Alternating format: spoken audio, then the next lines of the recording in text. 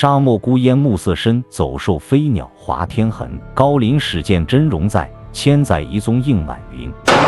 大家好，在下奇闻居士。广袤无垠的沙漠干涸而荒凉，可当你从空中俯瞰，却看到一条条神秘的线条，如同被巨手雕刻在地面上的画卷，蜿蜒曲折，纵横交错，构成一幅幅令人惊叹的图案。这并非自然形成的奇观，而是纳斯卡线条。它们位于南美洲秘鲁的荒漠之中，规模之巨，图案之精美，都让人匪夷所思。这些线条并非我们常见的绘画，而是古代人类在地面上挖掘堆砌创造出来的巨大图形，横亘在沙漠之中。究竟是谁在几千年前于这片荒凉的沙漠中绘制出如此令人震撼的画卷？他们的目的是什么？是向天神祈求庇佑，还是在记录星辰的轨迹？亦或是如一些人猜测的那样，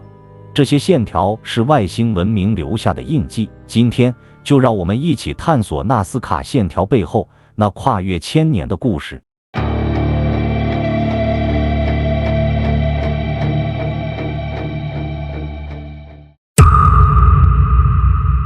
在南美洲的秘鲁，有一片被称作纳斯卡的广袤荒原，这里气候干旱，降雨稀少，仿佛被时间遗忘的角落。这片看似毫无生机的土地，却隐藏着一个惊天秘密，一个跨越千年，至今仍然扑朔迷离的巨大谜团。纳斯卡线条故事要从上个世纪初说起。1927年，一位名叫托里比奥梅西亚塞斯佩的秘鲁考古学家在这片沙漠中进行着寻常的考察，他偶然间发现地表上竟然存在着许多像道路般的沟壑，这些沟壑纵横交错，延伸至远方。当时他并没有意识到，他看到的并非普通的道路，而是隐藏在沙土之下的巨幅画卷。直到1930年代，随着航空业的发展，飞行员们开始频繁飞越这片区域，他们从高空俯瞰，被眼前的景象所震撼。那些看似毫无规律的线条，竟然构成了一幅幅巨大的图案。有的是几何图形，比如直线、三角形、矩形、梯形、螺旋、箭头和波浪线；有的则是动物，比如蜂鸟、猴子、蜘蛛、蜥蜴、鹈鹕、鲨鱼、鹦鹉、火烈鸟、鬣蜥、告物、美洲驼、美洲豹、狐狸、鲸鱼，甚至还有类似于猫的图形。也有一些是植物，比如树和花朵，甚至还有一些抽象的线条和一些人形的图案。其中一个被称为宇航员，而这些图案都异常巨大，单体长度可达数百米，甚至有直线长达数十公里。这些线条和图案在地面上几乎无法辨认，必须从空中俯瞰才能窥见全貌。这些巨大的图形分布在近500平方公里的范围内，总计超过300个。它们的出现仿佛来自另一个世界的信号，深深震撼了世人。这片沉睡了1000年的沙漠，终于在现代文明的冲击下掀开了它神秘的一角。纳斯卡线条的发现激起了人们探索的欲望，人们开始试图破解这幅巨型天书的秘密，而其中最为关键的人物是2位来自不同国度的探寻者。一位是美国历史学家保罗·科索克。在1939年，科索克为了研究当地古代灌溉系统，来到纳斯卡地区。他在一次飞行考察中注意到了这些巨大的线条，他甚至发现某些线条与冬至时的太阳方向一致，并将这些线条称为世界上最大的天文书。另一位则是来自德国的数学家玛利亚·赖希，他受科索克的启发，毕生致力于纳斯卡线条的研究和保护。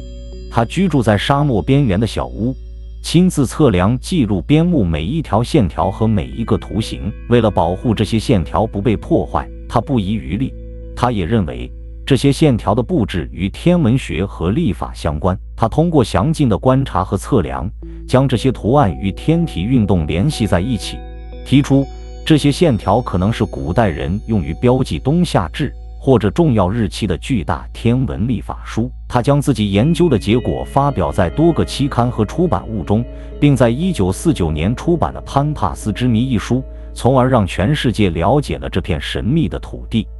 除了他们之外，还有许多学者和研究人员试图从不同的角度解读纳斯卡线条。有人认为，这些线条可能是为了祈求降雨，因为在如此干旱的沙漠中，水是生命之源。他们通过绘制线条和图案，向神灵祈求水源。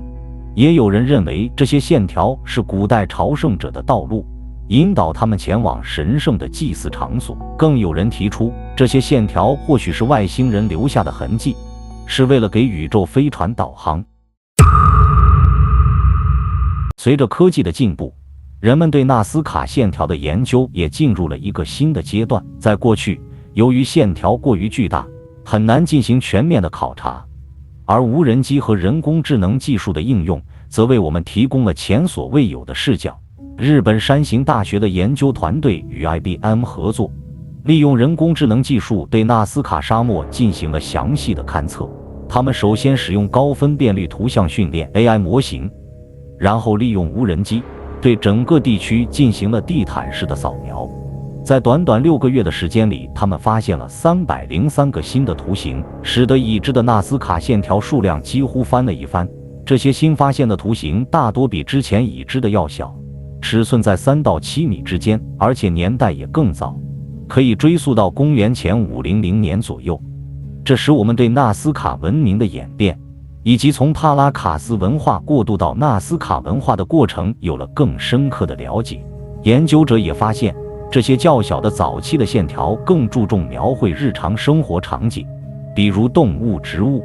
甚至还有人类拿着被斩首的头颅。这与纳斯卡文化后期的更为宏伟的、充满宗教象征的线条有所不同。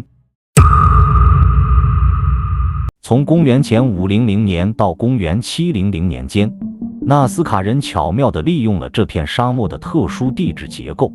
他们移除地表的氧化铁岩石，露出了下方浅色的沙土，用简单的工具和惊人的耐心勾勒出那些巨大的图案。他们或许先用小模型进行实验，再将模型放大，最终在沙漠中绘出令人难以置信的线条。这些线条并非随意而为，而是经过精心设计和测量的。它们分布在近500平方公里的广阔区域内，无论是直线、几何图形，还是动物、植物图案，都展现出高度的对称性和比例感。这些线条的背后蕴藏着纳斯卡人丰富的文化内涵。我们从他们的陶器和纺织品中